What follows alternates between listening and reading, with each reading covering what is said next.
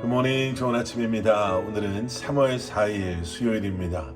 오늘도 말씀과 함께 또 새로운 한 날을 시작하시는 여러분들의 삶 가운데 넘치는 하나님의 은혜와 평강이 함께 하시길 기도하겠습니다. 오늘도 사모하는 마음으로 또 간절한 마음으로 함께 말씀 묵상 나누도록 하겠습니다. 오늘 우리에게 주시는 하나님의 말씀은 마태복음 20장 1절부터 16절까지의 말씀입니다. 마태복음 20장 1절부터 16절까지의 말씀 우리 함께 보도록 하겠습니다. 예수님께서는 많은 비유의 말씀들을 하셨습니다. 그런데 예수님의 비유 가운데 이해하기 쉽지 않은 비유들이 좀 있죠.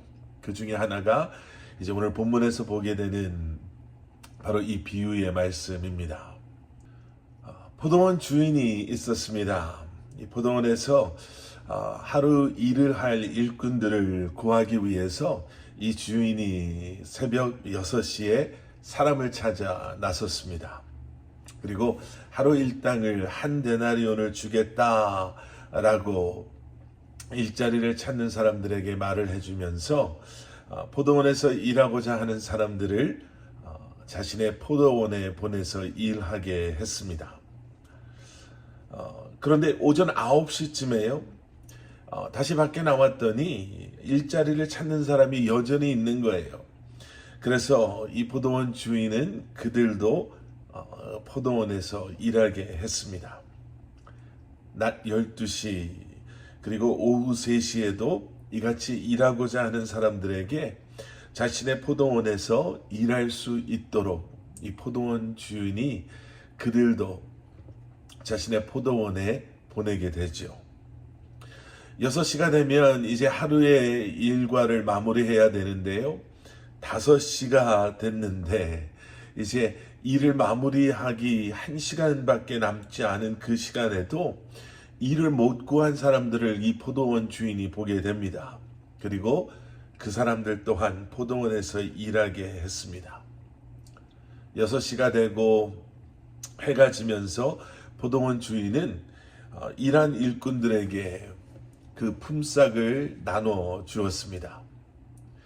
맨 마지막에 온 사람들을 시작으로 이제 일당을 주기 시작하는데요. 오후 5시에 와서 1시간 정도 일한 일꾼에게 주인은 약속한 한 데나리온을 준 거예요.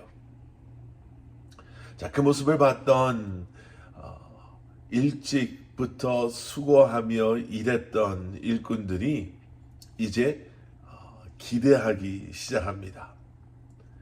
저 사람들이 한 데나리온을 받았다면 저 사람들보다 더 힘든 시간, 더 오랫동안, 더 열심히 일한 우리는 분명히 저것보다 많이 받을 텐데 우리는 얼마나 받게 될까라고 술렁였습니다.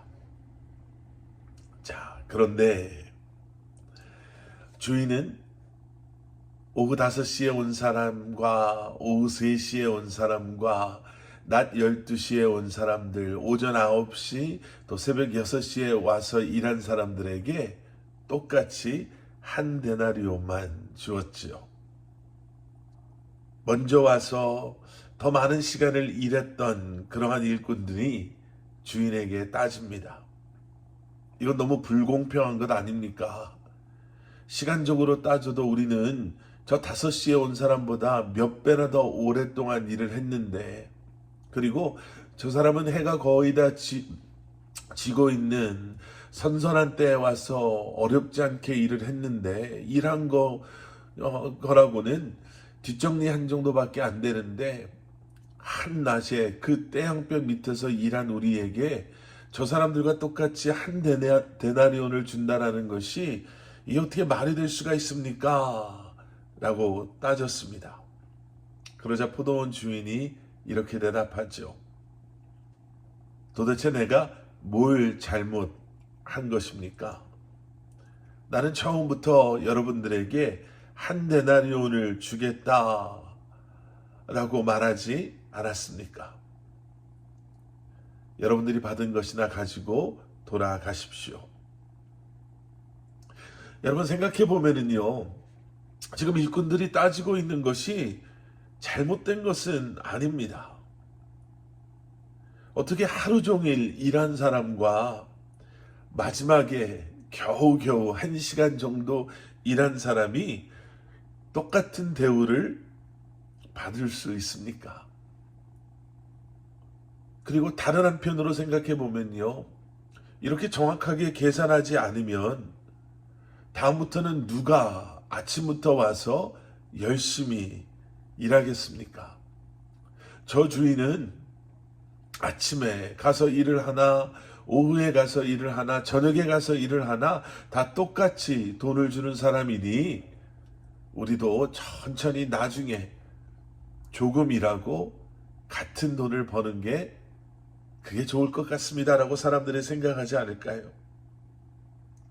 근데 여러분, 여기서 우리가 기억해야 할 것이 있습니다. 예수님께서 지금 이 비유를 말씀하고 계시는 이유는 경제나 아니면 계산 또는 공평함을 가르치기 위해서 이 비유의 말씀을 하고 계시는 것이 아니다라는 거지요.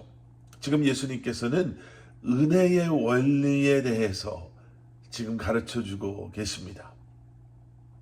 세상의 원리 가운데 우리는 살아왔기 때문에, 또 제자들 역시도 그 세상의 원리 가운데 살아왔기 때문에 하나님의 나라의 원리, 그 은혜의 원리를 잘 몰랐어요. 그래서 예수님께서는 지금 바로 그 하나님 나라의 원리, 은혜의 원리를 가르치고 계시는 것이지요. 사실 제자들 역시도 예수님의 비유 속에 등장하는 나름 오랫동안 일하고 많은 수고를 했다라고 말하고 있었던 사람들과 다르지 않은 마음을 그들이 가지고 있었습니다. 우리는 예수님을 따르기 위해서 모든 것을 버리고 지금 주님과 함께하고 있는데, 지금 그런 우리들이 다른 사람들과 동일한 대우를 받아서야 되겠습니까? 예수님께서 나중에 권세를 잡으시고 이 땅의 왕이 되셨을 때 우리에게는 어떠한 혜택이 있습니까? 제자들 마음속엔 이러한 질문이 있었다라는 거죠. 그리고 그러한 제자들의 마음을 아셨던 예수님께서는 제자들에게 말씀하시는 거예요. 먼저 된 자가 나중되고 나중된 자가 먼저 될 것이다. 그리고 나서 오늘 본문의 비유의 말씀을 해 주신 것입니다. 그리고 비유의 마지막을 한번 보세요. 오늘 보면 16절, 오늘 보면 마지막에도 이런 말씀을 우리가 보게 됩니다. 이처럼 나중된 사람이 먼저 되고 먼저 된 사람이 나중될 것이다. 예수님께서는 같은 결론의 말씀을 제자들에게 또 해주고 계십니다. 여러분, 일꾼들은 예수님께서 부르지 않으셨다면 아무것도 할 수 없었던 사람들이었습니다.